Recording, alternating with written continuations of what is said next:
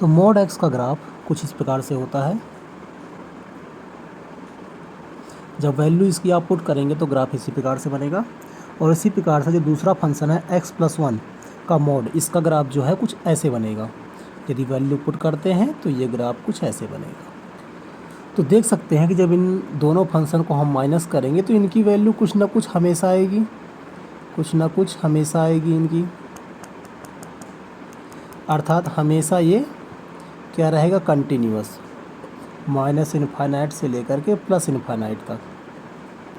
अर्थात जो फंक्शन है f(x), इसको हम मान लेते हैं कि ये दो फंक्शन से मिलकर के बना हुआ है, जिसमें हम मोड x को मान लेते हैं कि ये gx है, और मोड x+1 को मान लेते हैं कि ये hx है।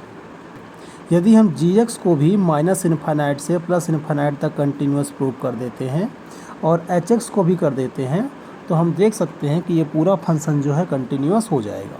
तो स्टार्ट करते हैं हम gx से। तो gx है आपका मोड x, इसकी क्रिटिकल कंडीशन जो है वो x = 0 पर देखने को मिल सकती है। तो इसको हम लिख सकते हैं एक बार x और एक बार -x।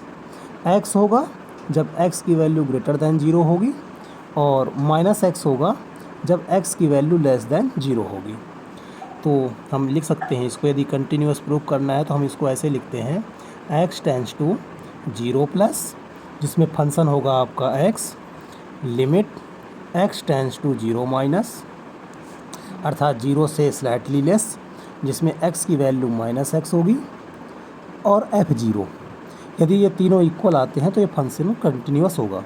तो x जो है वो टेंड्स कर रहा है 0 की ओर, तो इसमें x के प्लेस पर हम 0 पुट कर देते हैं, तो ये भी 0 होगा, ये भी 0 होगा, और ये भी 0 होगा। तीनों ही वैल्यू सेम है, अर्थात फंक्शन जो है वो कंटिन्यूअस है। Function is continuous. सेकेंड हम hx को प्रूव करते हैं। तो hx है मोड x+1, जिसको हम लिखेंगे x+1। कब लिखेंगे? जब x की वैल्यू <−1 होगी। इसको 0 पुट करके आप समझ सकते हैं इस तरह से कुछ, तो -1। और सेकेंड होगा -x+1 जब x की वैल्यू -1 से लेस होगी। तो इसको भी हम सेम उसी प्रकार से करेंगे, लिमिट x टेंड्स टू -1 से स्लाइटली अधिक, और इसमें फंक्शन आएगा x+1, और limit x tends to -1 minus, जिसमें फंक्शन आएगा x+1, आगे माइनस लग जाएगा, और नेक्स्ट होगा f-1। -1 पुट करते हैं, तो जैसे ही -1 पुट करेंगे इसकी वैल्यू 0 आएगी।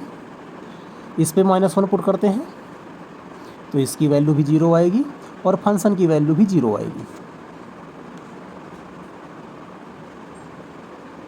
तीनों ही सेम है, अर्थात फंक्शन जो है वो कंटिन्यूअस है। तो हमने देखा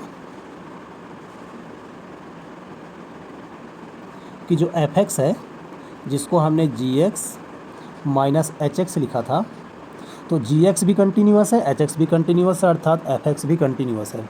तो हम लिखेंगे यहाँ पर so f(x) is continuous at all x belongs to real number, अर्थात इसमें कोई भी डिसकंटिन्यूअस पॉइंट नहीं है।